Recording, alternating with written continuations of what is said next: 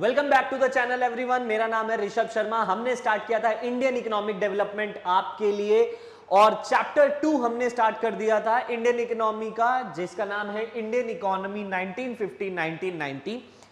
ज्यादा समय ना लेते हुए जल्दी से स्टार्ट करते हैं। इससे पहले वाली वीडियो में आपने कवर कर लिए थे ये 4 पॉइंट। मैंने सबसे पहले ही ये पॉइंट लिखवा दिए थे। मैं हमेशा कहता हूं कोई भी क्लास स्टार्ट करने से पहले, कोई भी चैप्टर स्टार्ट करने से पहले ये लिख लेना चाहिए कि उस चैप्टर में क्या क्या है। मैं हर बार लिखवाता हूं, पिछली वीडियो आप देख लीजिएगा, उसमें सारे पॉइंट्स भी लिखवाए। टोटल 9 पॉइंट थे इसमें, तो हमने 4 पॉइंट कवर कर लिए थे पिछली वाली वीडियो में। That is what is economic planning, need for economic planning in India, types of economies, capitalistic, socialistic, mixed, USA, Russia, India का एग्जांपल दिया था। लॉन्ग पीरियड गोल क्या थे, शॉर्ट पीरियड गोल क्या थे, यहां तक हमने कवर कर लिया था। नेक्स्ट पॉइंट कवर करेंगे जो इस वीडियो में होगा, that is features of economic policy pursued in India under planning till 1991। ये reforms in Indian agriculture plus green revolution. ठीक है, तो ये सब पार्ट बी में आएगा। एक बार फिर से मैं हट जाता हूं, ये सारे पॉइंट आप नोट कर लीजिएगा। ठीक है, जिसने जो ये वीडियो पहले देख रहा है वो पार्ट ए जाके पहले वीडियो कवर करे, फिर ये और ये आगे बढ़ते हैं। यहां तक हमने कवर कर लिया था, ये सारे टॉपिक हमारे हो गए थे। अब टॉपिक आता है features of economic policies pursued under planning till India. Long term short term plans बनने लगे, लेकिन 1950 से लेके 1990 तक सरकार ने जितनी भी पॉलिसीज बनाई उनके फीचर्स क्या थे, क्या उनका क्या बोलते कैरेक्टरिस्टिक्स देखना चाहोगी क्या थे। अगर मैं 1950 से लेके 1990 तक की पॉलिसीज का एक समरी निकालना चाहूं कि भाई 50 से लेके 90 तक सरकार ने क्या क्या किया, किस सेक्टर में किया, तो ये पॉइंट उसको कवर करता है। ठीक है, तो सबसे पहले 6 पॉइंट मैंने लिखे हैं, ये 6 के 6 पॉइंट आपको नोट करने, इसके अंदर का एक्सप्लेनेशन मैं आपको बताऊंगा। ठीक है, बहुत इंपॉर्टेंट टॉपिक है। सबसे पहला पॉइंट है heavy reliance on public sector. दूसरा पॉइंट है regulated development of private sector. तीसरा है protection of small scale industries and regulation of large scale industries. Fourth point है development of heavy industries of strategic significance. Fifth है focus on import substitution. Sixth is regulation of foreign capital. ये point आपको as it is note करने हैं, इसका explanation मैं next उसमें cover कराता हूं। ठीक है, स्लाइड पे। तो पहले समझ लीजिए, मैं आपको बताता हूं सरकार क्या था कि 1950 में गोरे गए थे, 1947 में गोरे चले गए थे छोड़ के, आजादी हमें मिल गई थी। अब दूध का जला भाई साहब छाछ भी फूक फूक के पीता है। एक बार गोरे आए थे कहने कि हम तो ट्रेड करने आए हैं, और 200 साल तक क्या झमाझम ट्रेड किया। 200 साल तक इतना ट्रेड किया उन्होंने कि हमारे देश को कंगाल करके छोड़ा। ठीक है, तो अब हम ये हरकत नहीं करना चाहते थे। अब हम नहीं चाहते थे कि कोई दूसरा आके हमारे देश में राज करने लगे, तो इसीलिए हम लोगों ने ज्यादा से ज्यादा फोकस किया। सरकार ने कहा कि ज्यादा से ज्यादा कंट्रोल अपना रखेंगे इकोनॉमिक एक्टिविटीज पे, प्रोडक्शन, कंजम्पशन, डिस्ट्रीब्यूशन, एक्सचेंज, इन सारी एक्टिविटीज पे, चाहे वो इंडस्ट्रियल सेक्टर हो, चाहे वो ऑक्यूपेशन सेक्टर हो, हर मेजर सेक्टर में अपना कंट्रोल रखेंगे, बाहरी किसी को आने नहीं देंगे। सबसे पहला पॉइंट क्या था, heavy reliance on public sector. Reliance on public sector मतलब क्या है, सरकार ने बहुत ज्यादा पैसा, बहुत ज्यादा इन्वेस्टमेंट, बहुत ज्यादा क्या बोलते हैं समय दिया किसको, पब्लिक सेक्टर को। What is public sector enterprise, which is owned, managed and controlled by government. ये तो हमने पढ़ रखा है। दूसरा पॉइंट है regulated development of private sector. Rules and regulations में बांध दिया। रूल्स एंड रेगुलेशंस में कैसे बांध दिया, रेगुलेट करने लगे, ऐसे ऐसे एक्ट बना दिए, एमआरटीपी एक्ट, आईआरडीए एक्ट, इस तरीके के एक्ट बना दिए जिससे कि प्राइवेट सेक्टर ग्रो ही नहीं कर सकता था। किसी ना किसी तरीके से प्राइवेट सेक्टर की गर्दन उन्होंने पकड़ ली थी। Next, protection of small scale industries and regulation of large scale industries. जो स्मॉल स्केल इंडस्ट्रीज थी, हमारी जो गवर्नमेंट थी उसका ये मानना था कि अगर स्मॉल स्केल इंडस्ट्रीज आगे बढ़ेंगी तो विलेज वगैरह, कॉटेज इंडस्ट्रीज, ये सारी चीजों में बढ़ोतरी होगी और इंप्लॉयमेंट जनरेशन होगा।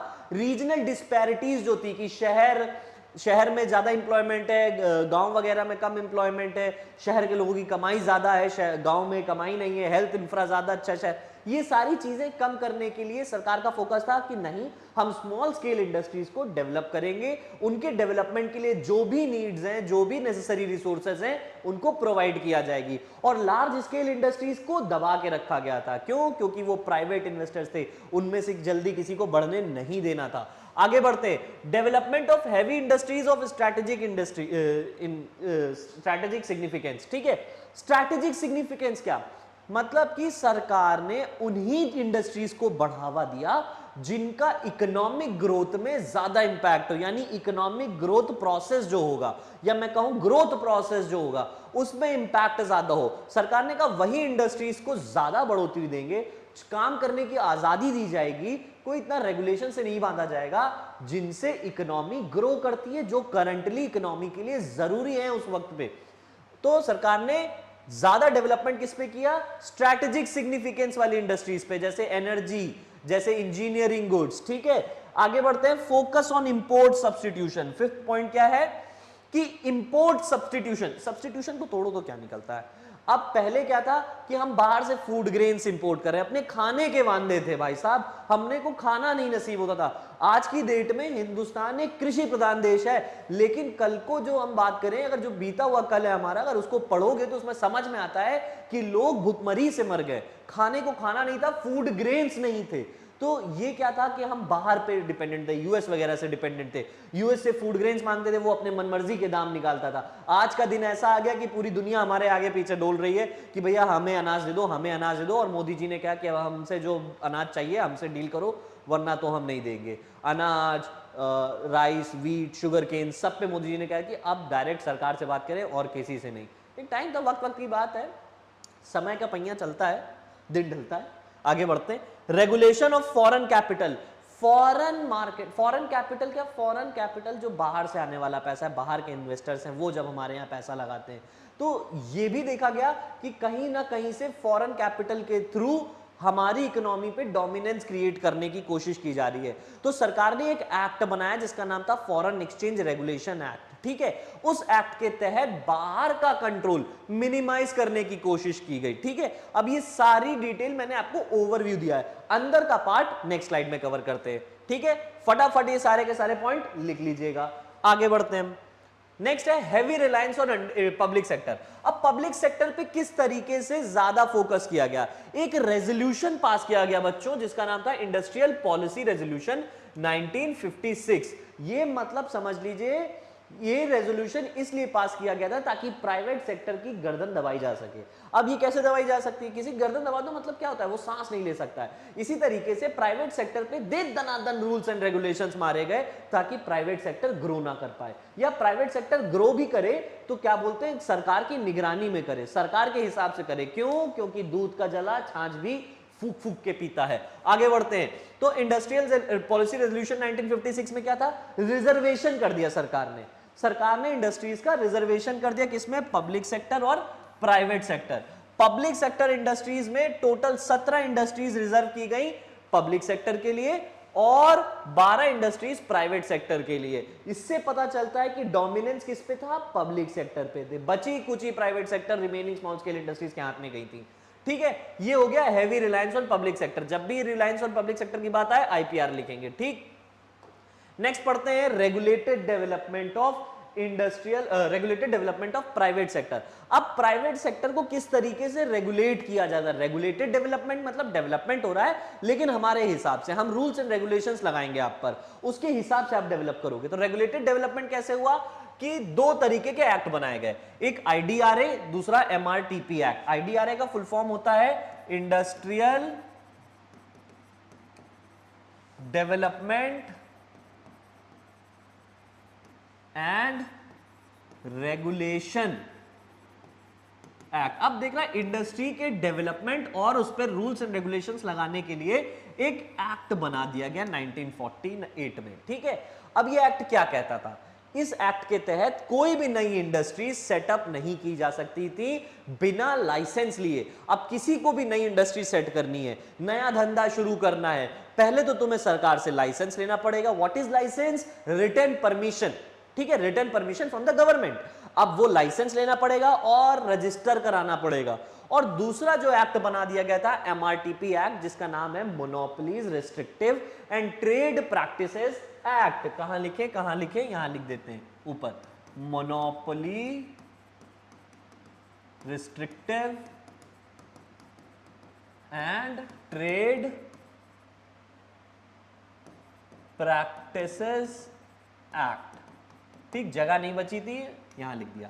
अब ये एक्ट बनाया गया 1969 में, मतलब आईआरडीए के आने के बाद। ठीक है, 69 में एक्ट बना दिया गया। अब कह रहा है monopolies restrictive and trade practices act. Monopoly मतलब क्या होता है, सिंगल सेलर। मोनोपोली क्या होता है, सिंगल सेलर।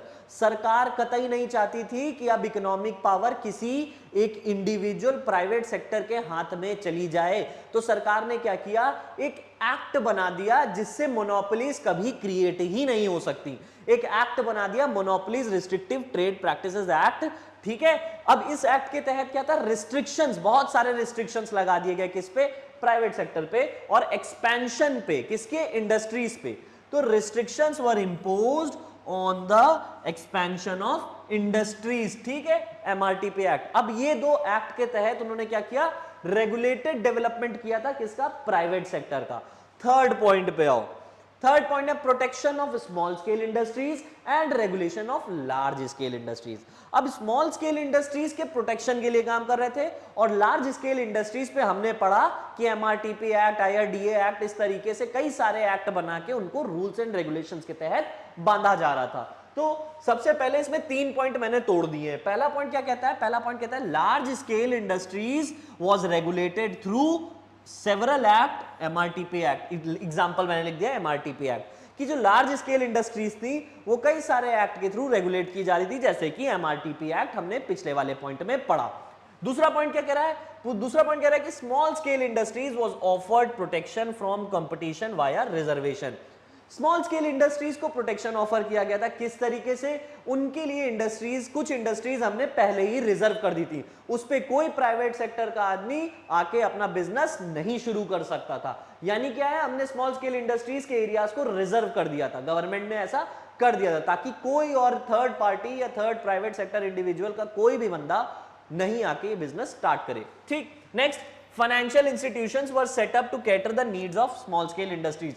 और तो और कई सारी फाइनेंशियल इंस्टीट्यूशंस सेटअप कर दी गई थी, जो क्रेडिट फैसिलिटी, रिसोर्स फैसिलिटी सब प्रोवाइड कर रही थी स्मॉल स्केल इंडस्ट्रीज को। ठीक है, ये 3 पॉइंट होगा किसमें, protection of small scale industries and regulations of large scale industries. इसको एज इट इज नोट कर लेना बच्चों। आगे बढ़ते हैं, फोर्थ पॉइंट कह रहा है development of strategic significance, industries of strategic significance.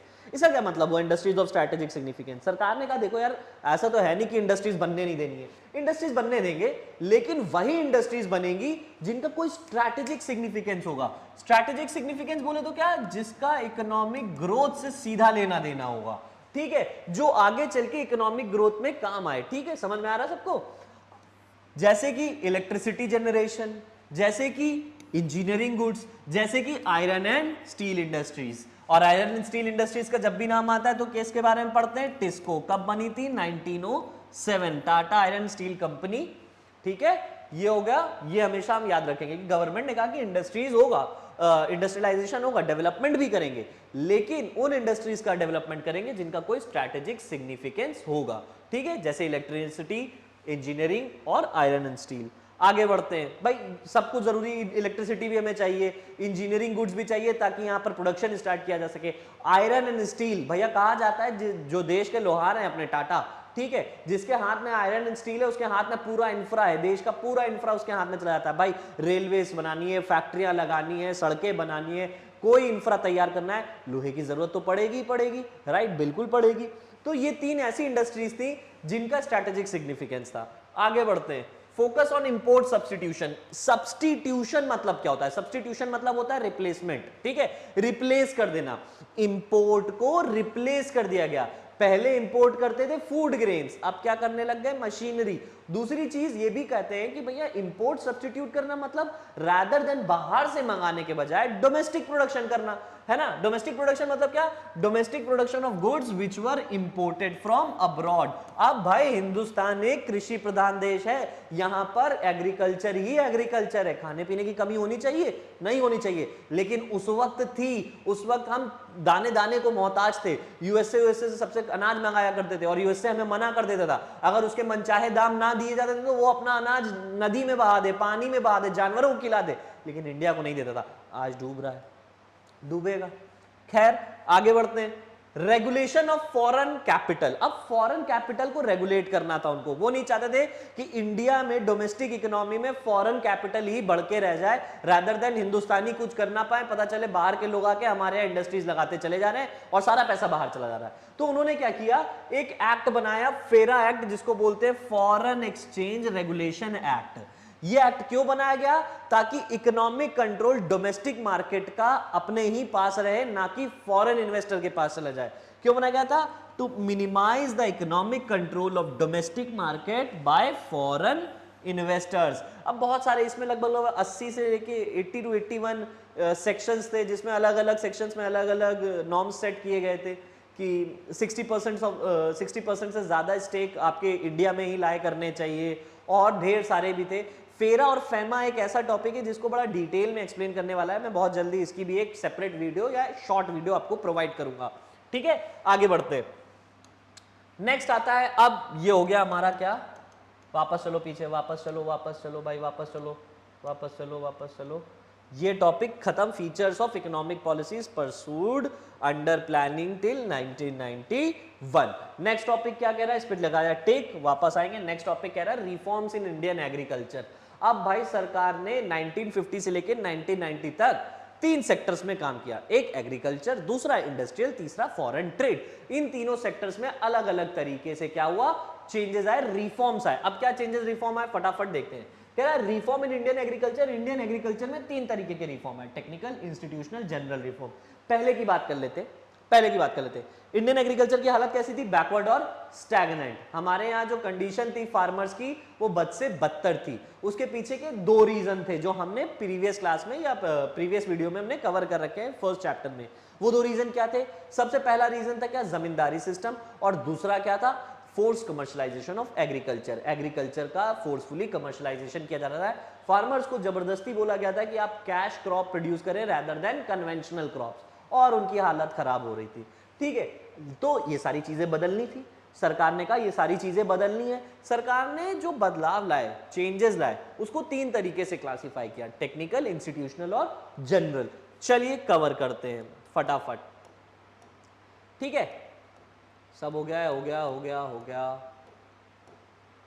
चलिए अब ये एक फ्लो चार्ट मैंने आपके लिए बनाया है। सबसे पहले आप ये पूरा फ्लो चार्ट कवर करिएगा, ठीक है। एक सेकंड को मैं साइड हट जा रहा हूं, ठीक है। ये पूरा का पूरा फ्लो चार्ट आप इसको पॉज कर लीजिएगा और आराम से नोट कर लीजिएगा। अब सरकार ने जो चेंजेस किए थे वो 3 तरीके से क्लासिफाई किए, टेक्निकल रिफॉर्म, इंस्टीट्यूशनल रिफॉर्म और जनरल रिफॉर्म, ठीक है। सबसे पहले टेक्निकल रिफॉर्म्स पे आते हैं। इन सब का एक बढ़िया एक्सप्लेनेशन भी मैं प्रोवाइड करूंगा, पहले ये चार्ट बनाना आपको जरूरी है, ठीक है। यूं ही नहीं कि सर ने बोल दिया है कि बस इतना बना लो काफी है, नहीं, तुम्हें अंदर के पॉइंट आने चाहिए। सिर्फ ये चार्ट याद है इससे कोई फर्क नहीं पड़ता है भैया। रघुकुल रीत सदा चलिए, प्राण जाए पर वचन न जाए, यानी जो लिखेगा वही आगे पास होगा, जो लिखेगा नहीं वो पास नहीं होगा। दुनिया भर के नोट्स तुम्हें मिल जाए, दुनिया भर की अच्छी किताबें तुम्हें मिल जाए, लेकिन जब तक बाबू लिख नहीं रहे हो कोई मतलब नहीं है, लिखना पड़ेगा तुमको, ठीक है। शॉर्टकट नहीं हो सकते किसी भी सब्जेक्ट में। तो टेक्निकल रिफॉर्म्स पे आते हैं। टेक्निकल रिफॉर्म क्या की गई, सबसे बड़े रिफॉर्म जो मेजर रिफॉर्म माने जाते हैं वो टेक्निकल और लैंड रिफॉर्म थे। टेक्निकल रिफॉर्म में सबसे पहला पॉइंट आता है use of HYV seeds, high yield variety, high yielding variety seeds का इस्तेमाल किया गया ताकि क्रॉप प्रोडक्शन बढ़ाया जा सके, ठीक है। यूज ऑफ केमिकल फर्टिलाइजर्स, पहले कोई केमिकल फर्टिलाइजर्स नहीं होते थे, अब केमिकल फर्टिलाइजर्स और मैन्योर यूज किए गए ताकि प्रोडक्शन इंक्रीज किया जा सके। Use of insecticides and pesticides, कीड़नाशक जिसे हम कहते हैं, ठीक है। प्रॉपर इंसेक्टिसाइड्स एंड पेस्टिसाइड्स का इस्तेमाल किया गया ताकि जो हमारी क्रॉप्स है उनको प्रोटेक्ट किया जा सके against various insects and pests, ठीक है। Scientific farm management. What is scientific farm management? भाई साइंटिफिक फार्म मैनेजमेंट मतलब हर एक चीज का साइंटिफिक अप्रोच रखना। पहले ये चीज पॉसिबल नहीं होती थी। अब सरकार ने कहा कि आपको क्रॉप स्टार्ट फार्मिंग करने से पहले साइंटिफिक मैनेजमेंट रखना पड़ेगा। सॉइल की क्वालिटी चेक करो, सीड्स की क्वालिटी चेक करो, कितना वाटर अप्लाई होगा, ये सारी चीजें पता होनी चाहिए। कितनी क्वांटिटी में सीड्स आपको कितने हेक्टेयर ऑफ लैंड में अप्लाई करनी है, ये सारी की सारी चीजें साइंटिफिक मैनेजमेंट में आती है। ठीक है, कन्वेंशनल मैनेजमेंट नहीं आना है, अब साइंटिफिक मैनेजमेंट हो गया। Next, mechanised means of agriculture या मैकेनाइज्ड मींस ऑफ कल्टीवेशन। भाई देखो, पहले गरीबी थी, गोरों ने हमारे लिए कुछ किया नहीं था। वही किसान क्या बोलते, अपनी बैल और हल लेके जाता था और किसान में खेत पे खेत जोतता था। लेकिन एक बात बताओ, एक बैल है और एक खेत है और एक तरफ है ट्रैक्टर, किसका किसका मतलब कल्टीवेशन ज्यादा अच्छा होगा? जाहिर सी बात है ट्रैक्टर का, क्योंकि ट्रैक्टर कम समय लेगा। ठीक है, कम समय में ज्यादा से ज्यादा एरिया ऑफ लैंड कवर कर देगा। लेकिन बैलगाड़ी ऐसा नहीं बैल और हल ऐसा नहीं कर सकते। क्यों? क्योंकि वो मैकेनाइज्ड नहीं है। ठीक है, तो यहां पर फोकस किस पे किया गया? मैकेनाइज्ड मींस पे। सरकार ने कहा ये अप्रोच छोड़ना पड़ेगा, मशीनरी का सहारा लेना पड़ेगा। ठीक है, अभी मैं टेक्निकल इंफॉर्मेशन, जितनी भी टेक्निकल रिफॉर्म्स थे इसके बारे में बता देता हूं आपको फटाफट। सबसे पहला था HYV सीड्स। मैंने क्या पढ़ाया कि हाई यील्ड वैरायटी सीड्स का इस्तेमाल किया गया। क्यों? जब इनका इस्तेमाल किया गया तो कौन कौन सी क्रॉप्स थी जिनकी प्रोडक्टिविटी बढ़ी? वीट, ज्वार, बाजरा, राइस, मेज, कॉटन, ये क्रॉप्स थी जिनका प्रोडक्टिविटी फटाफट बढ़ा दिया गया। अच्छा, ये जो हाई यील्ड वैरायटी का नाम जब भी आएगा तो रिलेट किससे किया जाएगा? ग्रीन रेवोल्यूशन से। ग्रीन रेवोल्यूशन, हरित क्रांति, इसकी वजह से हम मार्केट सरप्लस में चले गए। तभी मैंने बताया कि हम खाने के मोहताज थे, दाने दाने के मोहताज थे, हमें अपने फूड ग्रेन्स के लिए दूसरे देशों पे डिपेंडेंट होना पड़ता था।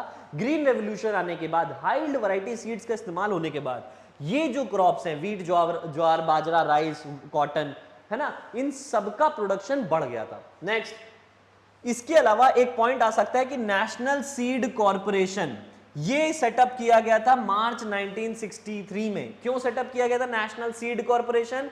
ताकि जो ग्रोथ हो रही है HYV सीड से, इसको प्रमोट किया जा सके। ठीक है, to promote the growth and distribution of HYV seeds. ये हो गया पहला पॉइंट हमारा। ठीक है, फटाफट नोट करिएगा, आगे बढ़ते हैं।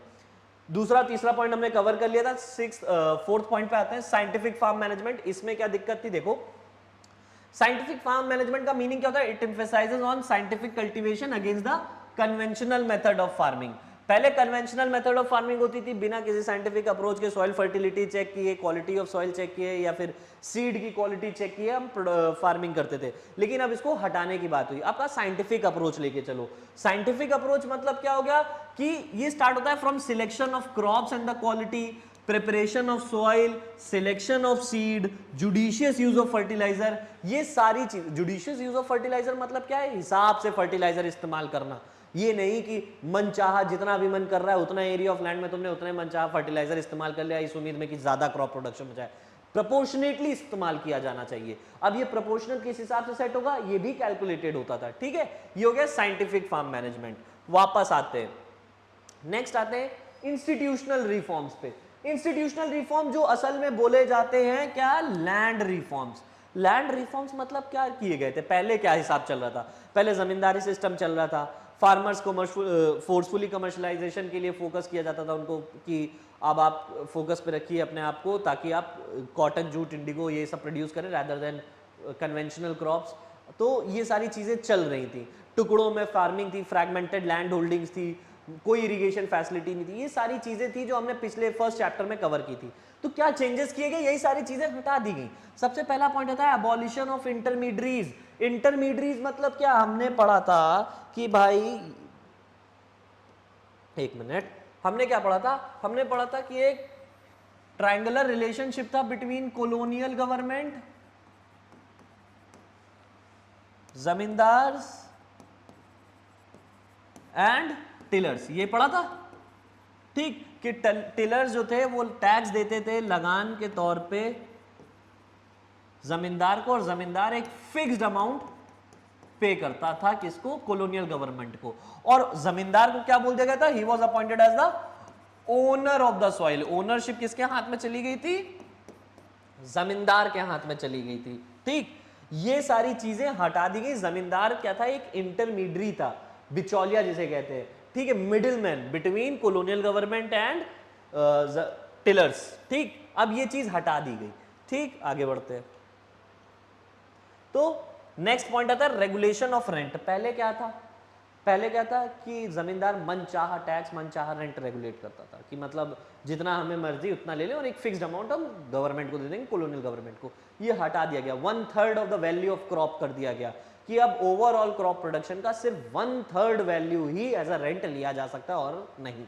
नेक्स्ट, बाकी consolidation of land holdings. Consolidation of land holding, किसानों के पास जो जमीन थी वो टुकड़ों में हुआ करती थी, थोड़ी इधर है, थोड़ी 5 किलोमीटर दूर है, फिर थोड़ी 1-2 किलोमीटर दूर है। ठीक है, अलग अलग टुकड़ों में जमीन होने के कारण किसान बेचारा एक ही होता था, वो एक ही जमीन पे फार्मिंग कर सकता था, जिससे प्रोडक्शन कम होता था। अब गवर्नमेंट ने क्या किया कि वो सारी फ्रैगमेंटेड लैंड होल्डिंग्स अपने पास रख ली और बदले में एक साथ ढेर सारी जगह उस पर्टिकुलर फार्मर को अलॉट कर दी गई। आखिरी होता है लैंड सीलिंग। लैंड सीलिंग मतलब क्या हुआ कि जब सरकार ने जमींदारी सिस्टम हटाया तो ओनरशिप क्या हो गई, पहले जमींदार के हाथ में थी, अब किसके हाथ में चली गई, टिलर के हाथ में। लेकिन कितने टिलर्स को कितनी जमीन दे दी जाएगी, ये तो डिस्कस करना, ये तो फिक्स करना मुश्किल था। तो सरकार ने एक लिमिट सेट कर दी कि इस अमाउंट से ज्यादा लैंड किसी भी एक पर्टिकुलर इंडिविजुअल फार्मर के पास नहीं रह सकता है, वो था लैंड सीलिंग। चलिए इसके पॉइंट डिस्कस कर लेते हैं फटाफट। मैकेनाइज्ड मीन्स ऑफ वर्टिकेशन मैंने बता दिया था, नहीं बताया था। मैकेनाइज्ड मीन्स में क्या था, process of using agricultural machinery, आ गया machinery, to mechanise the work of agriculture. ठीक, बस इतना ही लिख लीजिएगा। आगे बढ़ते हैं इंस्टीट्यूशनल। इंस्टीट्यूशनल में मैंने पहला पॉइंट पढ़ाया, अबॉलिशन ऑफ इंटरमीडियरीज, मतलब जमींदारी सिस्टम वाज अबॉलिश्ड, पूरी तरीके से खत्म कर दिया गया। Ownership right have been transferred to the tiller of the soil, सारी ओनरशिप किसको दे दी गई, टिलर्स को दे दी गई। नेक्स्ट पॉइंट होता है रेगुलेशन ऑफ रेंट, बाकी सारे पॉइंट इजी थे। रेगुलेशन ऑफ रेंट में क्या है कि 1/3 of the value of the crop. ठीक, पहले क्या था, ये फिक्स नहीं था, पहले जमींदार को जितना मर्जी उतना रेंट ले ले, जितना मर्जी उतना टैक्स ले ले, ठीक है। लेकिन बाद में जब सरकार देश आजाद हुआ तो देश ने क्या किया, रिफॉर्म्स लाए, जमींदारी सिस्टम खत्म किया और रेंट को रेगुलेट कर दिया कि 1/3 हिस्से से ज्यादा क्रॉप्स का वैल्यू नहीं एज अ रेंट लिया जाएगा, ठीक है, ताकि एक्सप्लॉयटेशन रुके। नेक्स्ट फिर आता है third point, consolidation of land holding. क्या कह रहा है, allotting equivalent land in one compact block. Equivalent land, जैसे सपोज करो एक किसान ने 1 बीघा, एक जगह से 2 बीघा, 3 बीघा, उसके पास 5 बीघा थी लेकिन टुकड़ों में थी, तो उसने टुकड़ों में जो जमीन थी वो सरकार को दे दी और सरकार ने 5 बीघा लैंड जो था वो उसको किसको दे दिया, एक जगह दे दिया, ठीक है। अब बीघा इज अ हिंदी टर्म, तुम लोगों को समझ में नहीं आया होगा, बस समझ लो जैसे हेक्टेयर में कन्वर्ट कर लो कि भैया मैंने ऐसे कह दूं कि एक किसान के पास 5 हेक्टेयर का लैंड था लेकिन टुकड़ों में था। अब वो किसान एक ही जगह पर एक बार में एक ही लैंड पे काम कर सकता था। सरकार ने वो लैंड रख लिया और 5 हेक्टेयर का लैंड एक ही जगह एक बड़े से प्लॉट के रूप में उसको दे दिया। ठीक, आगे बढ़ो। तो कह रहा है allotting equivalent land in one compact block in lieu of various plots of land of farmers scattered all over the village. जितने भी विलेज में उसके पास लैंड था उन सब के बदले एक बड़ा सा लैंड एरिया उसको दे दिया। नेक्स्ट था land ceiling, fourth point. Land ceiling मतलब क्या था, फिक्स कर दिया। लैंड सीलिंग मतलब फिक्स कर दिया, लैंड की लिमिट कितना एक ओनर होल्ड कर सकता है, कितना एक फार्मर होल्ड कर सकता है लैंड। ये तब किया गया था जब जमींदारी सिस्टम हटाया गया था, ठीक है, ओनरशिप ट्रांसफर की गई थी। क्या मीनिंग होता है इसका, maximum amount of land which an individual में होल्ड, ठीक है, लिमिटेशन सेट कर दी गई थी, इससे ज्यादा लैंड आप होल्ड नहीं कर सकते। Surplus land has been resumed by the government and redistributed to the farmers, ठीक है, जो भी बचा एक्स्ट्रा सरप्लस लैंड जो बचा था वो गवर्नमेंट ने अपने पास रखा और रीडिस्ट्रीब्यूट कर दिया किसको, अगेन टिलर्स को ही दे दिया, फार्मर्स को ही दे दिया। नेक्स्ट जनरल रिफॉर्म्स, ठीक है। जनरल रिफॉर्म्स मतलब क्या होगा बेटा, जनरल रिफॉर्म्स जो जनरली होने चाहिए थे इकोनॉमी में, एग्रीकल्चर की फील्ड में, वो रिफॉर्म्स थे हमारे। सबसे पहला था एक्सपेंशन ऑफ इरिगेशन फैसिलिटीज। यार इरिगेशन फैसिलिटीज मतलब क्या, कैनाल्स, वेल्स, यही सारी चीजें। पहले ऐसा नहीं था, पहले भाई जो गांव नदी किनारे पड़ रहे हैं वहां पर एग्रीकल्चर अच्छे तरीके से हो जा रहा है, बाकी जहां पर नदी नहीं है वहां इंद्र भगवान को देख के कह रहे बरसों मेगा बरसो, नहीं बरसा तो भाई ना किसानी होगी, ना बारिश होगी, ना फार्मिंग होगी, ना आउटपुट जनरेट होगा, पूरा गांव भूखा मर जाता था। तो ये चीज क्यों होती थी? क्योंकि प्रॉपर इरिगेशन फैसिलिटीज नहीं थी। अब अगर उन गांव में प्रॉपर वेल्स होते, इरिगेशन फैसिलिटीज होती, कैनाल्स होते, तो क्या भाई ऐसा होता? नहीं होता। ठीक है, तो डेवलप किए गए क्या? इरिगेशन फैसिलिटीज बढ़िया तरीके से बनाई गई। रेंट को रेगुलेट किया गया, रेगुलेशन ऑफ रेंट, फिर रेगुलेटेड मार्केट, फिर price support policies. Regulated market, market बना दी गई, एक रेगुलेटेड मार्केट बनाई गई जहां पर किसान अपना प्रोडक्शन बेच सकता है एक अच्छे दामों पर, और वो मार्केट रन की जाती थी कमिटीज के द्वारा। ठीक है, प्राइस सपोर्ट पॉलिसी, जिसका सबसे ज्यादा बवाल हुआ है वो है एमएसपी, मिनिमम सपोर्ट प्राइस। ठीक है, आगे बढ़ते हैं, इसको भी कवर करते हैं जल्दी जल्दी।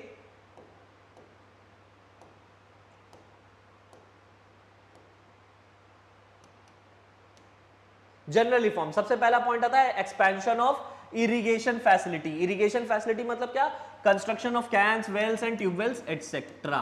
ठीक, पहले ही देखो 1951 में कितना था? 17% of the land was permanent means of irrigation, कि जो 17%, पूरे देश का सिर्फ 17% लैंड था जो परमानेंट मींस ऑफ इरिगेशन पे था, क्योंकि वही था जो नदी के किनारे आता था। बाकी अब कितना है? 45%, यानी क्या है? इरिगेशन फैसिलिटीज बढ़ी है। आगे बढ़ते हैं, नेक्स्ट प्रोविजन ऑफ क्रेडिट, फिर आता है, मैंने प्रोविजन ऑफ क्रेडिट यहां पर लिखा है और वहां पर क्या था? रेगुलेशन ऑफ रेंट नहीं भैया, यहां पर प्रोविजन ऑफ क्रेडिट आएगा, यहां आएगा प्रोविजन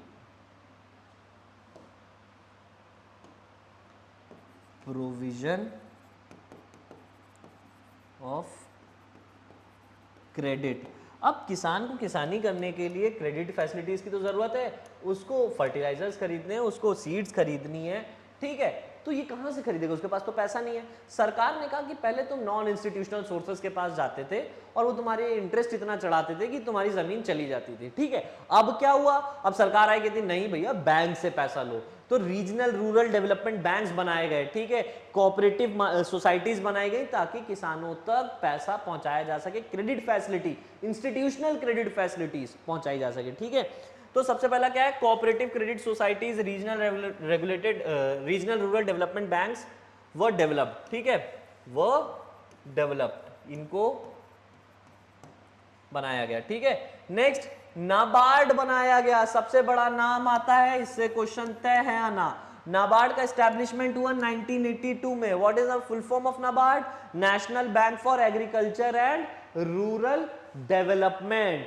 जितना भी रूरल डेवलपमेंट है, जितना भी एग्रीकल्चर से रिलेटेड डेवलपमेंट है, वो किसके अंडर आता है? नाबार्ड। जितने भी ये बैंकिंग है, रूरल बैंक्स है, रीजनल रूरल बैंक्स है, डेवलपमेंट बैंक्स हैं, जो कि एग्रीकल्चर से रिलेटेड है, उनको रेगुलेट कौन करता था? नाबार्ड करता था।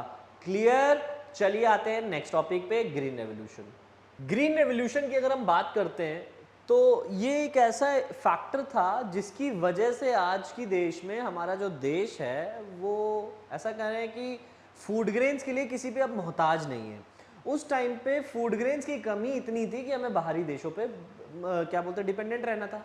फिर एक रेवोल्यूशन आता है, ग्रीन रेवोल्यूशन। ठीक है, जिसके चलते यूज किया जाता है हाई यील्ड वैरायटी सीड्स का। किसका?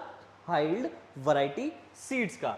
इन सीड्स के यूज से जो कन्वेंशनल क्रॉप्स थी, जिसे हम अनाज कहते हैं, वीट और राइस, ठीक है, इनका प्रोडक्शन बहुत ही तेजी से बढ़ गया, जिसके चलते जो डिपेंडेंसी थी हमारी बाहरी देशों पे वो खत्म हो गई। ठीक, अब ग्रीन रेवोल्यूशन से रिलेटेड हमें दो टॉपिक कवर करने हैं। पहले तो ग्रीन रेवोल्यूशन के मेजर पॉइंट्स, उसके बाद कैरेक्टरिस्टिक्स और उसकी लिमिटेशंस। ठीक है, सबसे पहले मैंने कुछ पॉइंट्स लिखे हैं ग्रीन रेवोल्यूशन में जो मेजर आपको याद करने हैं, नोट करने हैं। सबसे पहला मीनिंग क्या होता है? कहता है green revolution mean it refers to large increase in food grains production from the use of HYV seeds, और मेजॉरिटी कौन सा? वीट और राइस। चलिए, it is one of the achievement of agrarian reforms, जिसमें हमने पढ़ा था टेक्निकल रिफॉर्म्स के अंदर कि use of HYV seeds and use of pesticides and fertilisers. ठीक है, दो पॉइंट पढ़े थे। सो हाँ, ये कह सकते हैं कि it is one of the achievement of our agrarian reforms. ठीक है, कब आया था ग्रीन रेवोल्यूशन? ग्रीन रेवोल्यूशन आया था थर्ड फेज में 5 ईयर प्लान के। ठीक है, ये पॉइंट याद रखा जाएगा क्योंकि एग्जाम में पूछा जा सकता है। ठीक, आगे बढ़ते हैं। Next, use of these seeds. अब देखिए, जब आप बात कर रहे हो ना कि ग्रीन रेवोल्यूशन में HYV सीड्स का इस्तेमाल किया जाता था, तो ये याद रखिए कि HYV सीड्स के इस्तेमाल के लिए आपको प्रॉपर फर्टिलाइजर्स और पेस्टिसाइड्स इस्तेमाल करने होते थे विद प्रॉपर सप्लाई और एडिकेट सप्लाई ऑफ वाटर। अगर ये सारी चीजें प्रोपोर्शनेटली नहीं है तो HYV सीड्स भी प्रोडक्शन नहीं बढ़ा सकती थी। तो फोर्थ पॉइंट इसमें लिख के आया कि use of these seeds required the use of fertilisers and pesticides in the correct quantities as well as supply of water. सब कुछ चाहिए था, pesticide, fertilisers, supply of water, सब होना जरूरी, तब जाके प्रोडक्शन बढ़ाएगा। The farmer who could benefit from HYV seeds required reliable irrigation facilities, पानी की सुविधा होनी चाहिए, as well as financial resources, वरना वो खरीदेंगे कहाँ से पेस्टिसाइड्स और फर्टिलाइजर्स। अब भाई वही किसान तो खरीद सकता है जिसके पास पैसा है, जिसके पास पैसा नहीं है वो क्या करेगा। और हमारे देश की ज्यादातर आबादी जो थी, जो किसान में थी, मतलब मैं कहूँ फार्मिंग सेक्टर में थी, वो गरीब थी। ठीक है, आगे बढ़ते हैं भाई, आगे बढ़ते हैं। नेक्स्ट, अब ग्रीन रेवोल्यूशन को डिवाइड किया गया है, क्लासिफाई किया गया है दो फेजेस में। पहला फेज है मिड 1960s से 70s तक का और 70s से 80s तक का। फर्क क्या है? पहले फेज में देखिएगा जो क्रॉप प्रोडक्शन था वो कुछ ही स्टेट्स से सीमित था और कुछ ही क्रॉप्स पे सीमित था। ठीक है, it was restricted to wheat and rice. दो ही तरीके की क्रॉप्स पे रिस्ट्रिक्टेड था, व्हीट और राइस। और इसका इंपैक्ट कहां देखने को मिला था? कुछ ही स्टेट्स में, जैसे आंध्र प्रदेश, पंजाब, तमिलनाडु, यहीं पर था। ठीक, और मिड 70s से 80s के बीच जो ग्रीन रेवोल्यूशन का स्प्रेड था वो बढ़ता गया across various states and across and different types of crops. ठीक है, तो in this phase green revolution spread to the large number of states and benefited more variety of crops, जिसमें कि बाद में बाजरा, मेज और ज्वार ऐड कर दिए गए थे। पहले व्हीट और राइस से, बाद में बाजरा, मेज और ज्वार कर दिए गए थे। अब फटाफट इसकी कैरेक्टरिस्टिक्स को कवर करते हैं। ठीक है, अगर कैरेक्टरिस्टिक्स को ध्यान से देखोगे तो क्या हुआ था? सबसे पहला पॉइंट आता है a spurt in the crop productivity. What is a spurt in the crop productivity? मतलब क्या होता है? Rise in crop productivity. HYV seeds का इस्तेमाल करते ही क्रॉप प्रोडक्टिविटी बढ़ गई थी। नेक्स्ट था a substantial rise in acreage, मतलब एरिया ऑफ कल्टीवेशन जो था वो बढ़ गया था कंपैरेटिवली अगर ग्रीन रेवोल्यूशन से पहले देखा जाए।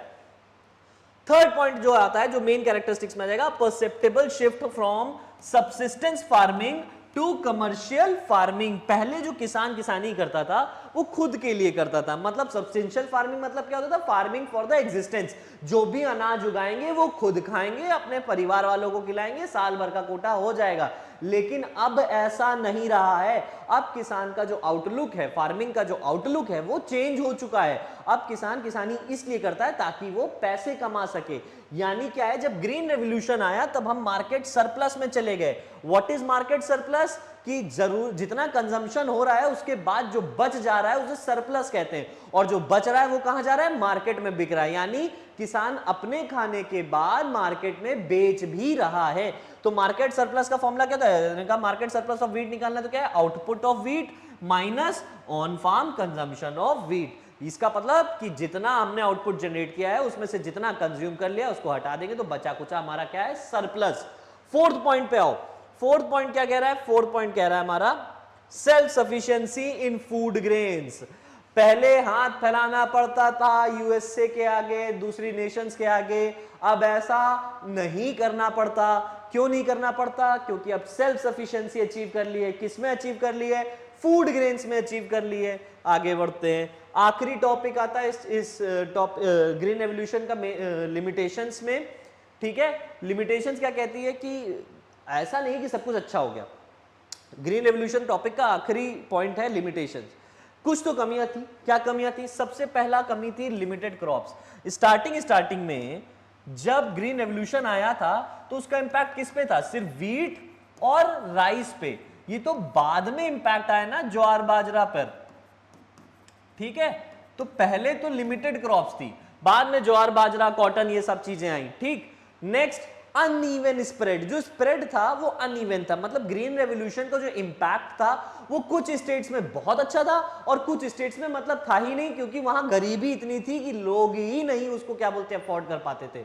तो जो स्टेट्स थे जिनमें रिमार्केबल इंपैक्ट था वो थे हमारे पंजाब, हरियाणा, महाराष्ट्र और तमिलनाडु। ये याद रखना, क्वेश्चन आएगा ही आएगा, ठीक है। और इनसिग्निफिकेंट इंपैक्ट किसमें था? इनसिग्निफिकेंट मतलब इतना खास इंपैक्ट किस कहां का नहीं आया था? Eastern part of UP, Bihar, MP और उड़ीसा। यहां पर कुछ खासा इंपैक्ट नहीं पता चला था भाइयों बहनों। क्यों नहीं पता चला था? क्योंकि वहां पर किसान गरीब थे, यहां पर लोगों के पास इतने पैसे ही नहीं होते थे कि वो फर्टिलाइजर्स और पेस्टिसाइड्स अफोर्ड कर सकें, ठीक है। आखिरी पॉइंट पे आते हैं, लिमिटेड फार्मिंग पॉपुलेशन और इकोनॉमिक डिवाइड। अच्छा, लिमिटेड फार्मिंग पॉपुलेशन मतलब वही फार्मिंग पॉपुलेशन होगी जो अफोर्ड कर सकती थी, जिसके कारण कुछ ही फार्मर्स थे, कुछ ही एरिया के फार्मर्स थे जिनके पास इस तरीके की फैसिलिटीज थी कि वो इतनी फर्टिलाइजर्स और पेस्टिसाइड्स प्लस जिनके पास प्रॉपर इरिगेशन फैसिलिटीज थी वही कर सकते थे। तो ये था कि वही लोग आ सकते थे जिनके पास ये सारी चीजें थी, पैसा था, इरिगेशन फैसिलिटीज थी, ठीक है, ये सारी चीजें होना जरूरी थी। यानी इससे क्या हुआ कि वही किसान आए जैसे हरियाणा के, पंजाब के, उनको फायदा मिल गया लेकिन बाकी किसी को नहीं मिल पाया। कहीं ना कहीं it created an economic divide, the gap between rich and poor. अभी भी गरीब और अमीर किसान, हालांकि गोरे चले गए, इतना कुछ हो गया, ग्रीन रेवोल्यूशन आ गया, लेकिन ग्रीन रेवोल्यूशन के इंपैक्ट से अभी भी अमीरी और गरीबी में फर्क देखने को पता चल जाता था। अब भाई वो किसान जिसके पास पैसा है, प्रॉपर इरिगेशन फैसिलिटीज है, 5-5 नदियों का पानी आ रहा है, क्या ही दिक्कत है भाई, वो तो ग्रीन रेवोल्यूशन का पूरा फायदा उठाएगा। अब वहां जहां पानी नहीं है या फिर जहां पैसा नहीं है वहां पर ग्रीन रेवोल्यूशन कैसे आ सकता है? क्योंकि एचवाईवी सीड्स कैसे खरीदेगा, ठीक है। ये इससे क्या हो गया कि इकोनॉमिक डिवाइड क्रिएट हो गया between the rich farmers and the poor farmers. ये हमारा हो गया पार्ट बी। इसके बाद मिलेंगे इसी चैप्टर के नेक्स्ट सेक्शन में जिसको हम कवर करेंगे, जिसमें इंडस्ट्रीज आएगा और फॉरेन ट्रेड आएगा। Thank you class.